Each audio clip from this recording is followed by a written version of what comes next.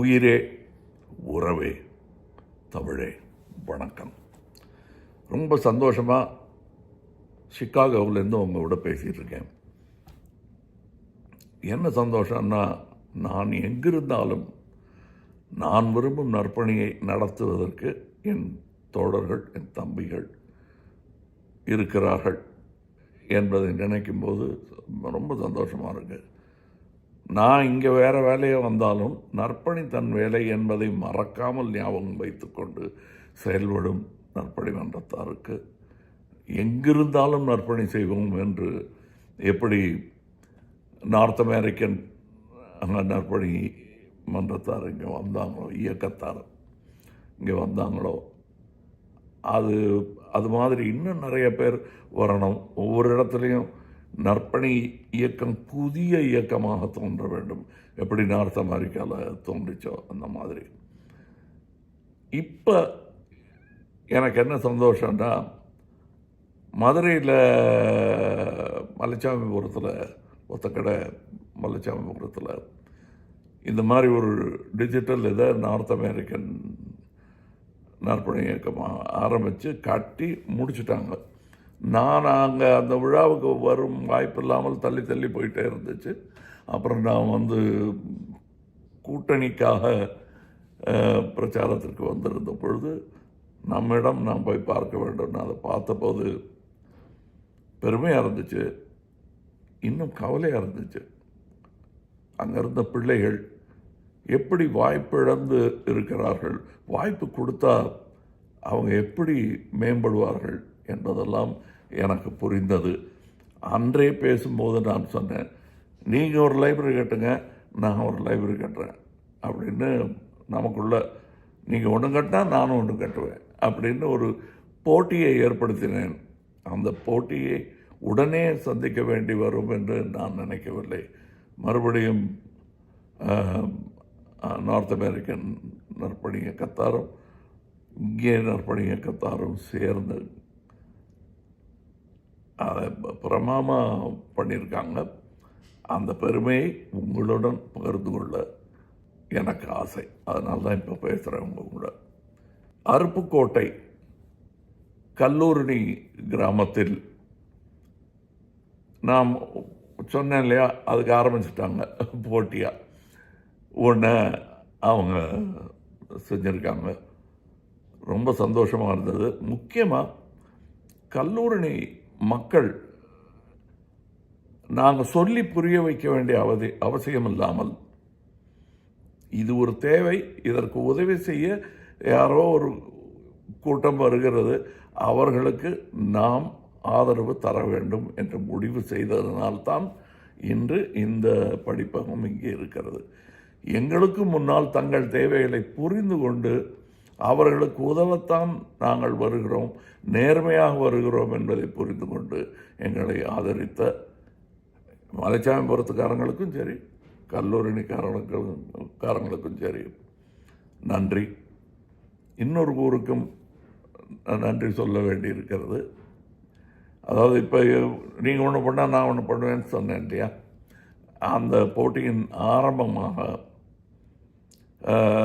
ராமநாதபுரம் நான் பிறந்த இடமாக தான் எல்லோரும் பரமக்குடின்னு நம்பிக்கிட்டு இருக்காங்க. அது ஒரு நம்பிக்கை.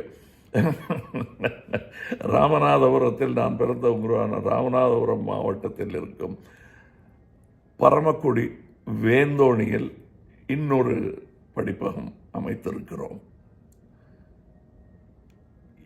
இதுக்கு பணம் எங்கேருந்து வந்ததுன்னா, எங்கிட்ட இருந்து வருது, நார்த் அமெரிக்காவிலேருந்து வருது. ஆனால் அது பெரிய விஷயமே கிடையாது.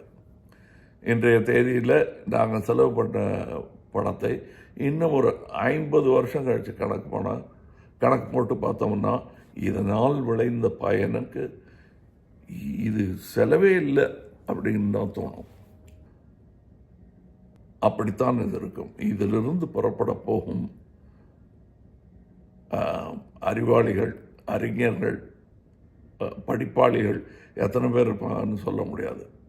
ஏன்னா படிப்பதுக்கு 10 பேர் வந்தால் போதுங்க. நான் இல்லை, தமிழ்நாடே ஜெயித்த மாதிரி அர்த்தம். இவங்களுக்கெல்லாம் நான் ஒன்று சொல்லிக்க விரும்புகிறேன். ஏன்னா இவங்க தான் எதிர்காலம். கிராமத்திலிருந்து பசியோட தாகத்தோட கிடைச்ச தகவல்களை எல்லாம் பெற்றுக்கொண்டு அதிலிருந்து அவங்க கெட்டிக்காரத்தனம் வெளிப்படுது.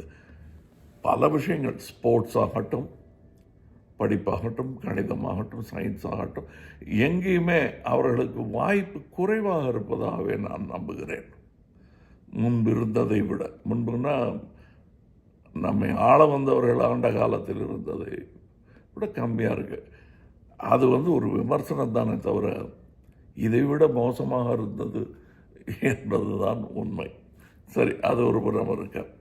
இங்கே மலைச்சமயபுரத்து பிள்ளைகள், கல்லூரணி, வேந்தோணி லைப்ரரியில் படிக்கிற பிள்ளைகளுக்கெல்லாம் நாம் சொல்ல வேண்டிய ஒரு விஷயம், என் குடும்பத்தோடு பேசும் ஒரு விஷயம், நற்பணி இயக்கத்தாருக்கும் அது பொருந்தும்.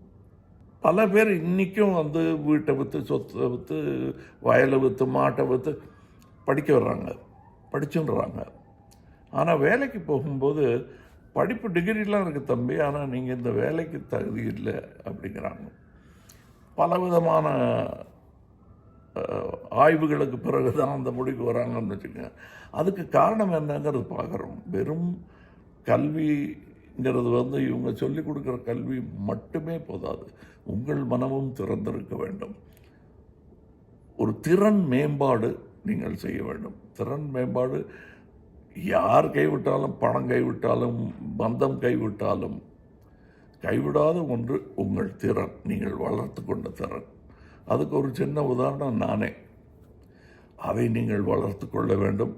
கல்வி என்பது குறிப்பிட்ட ஒரு வரையறுக்குள் அடைக்க முடியாத விஷயம். நீங்கள் எல்லா தகவலையும் பெற வேண்டும். தகவல் பெறும் உரிமை அப்படின்னு சொல்கிறாங்க. நாம் தகவல் பெறுவது நம் கடமை. அதை எப்படியெல்லாம் பெற வேண்டுமோ அதை அப்படியெல்லாம் வளைந்து நெளிந்து அதை பெற வேண்டியது, பெற்றுவிட்டால் அது நம் திறமை. அதை நீங்கள் செய்ய வேண்டும். அந்த தகவல் தொடர்பு அதிகரிக்க வேண்டும். உங்கள் கண்ணில் உள்ள பாப்பா விரிய வேண்டும்.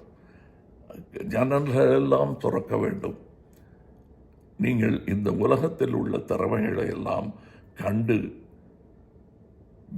வியத்தலும் இல்லாமல், இகழ்தலும் இல்லாமல் உங்கள் வாழ்வை அமைத்துக் கொள்ள வேண்டும் என்பதுதான் என்னுடைய ஆசை. இதை பிரமாதமாக நடத்தி இன்றைக்கி நான் ஒரு பெரிய லெக்சர் கொடுக்குற அளவுக்கு என்னை சந்தோஷப்படுத்தியிருக்கிற நார்த் அமெரிக்கன் இயக்கத்தாருக்கும், தமிழகத்தில் எம்என்எம் தோழர்கள், தொண்டர்கள், இந்த நற்பணி தனி, எம்என்எம் தனின்னு நினைக்கிறவங்களுக்கு இன்னொரு முறை தனியாக வீடியோ பண்ணோம். இந்த வீடியோ வேணாம். மற்றவர்களுக்கு என் வாழ்த்துக்கள். நாளைய தலைவர்கள் இந்த லைப்ரரியிலிருந்து படிச்சுட்டு வந்தால் அதற்கு நாங்கள் பெருமைப்படுவோம். வணக்கம்.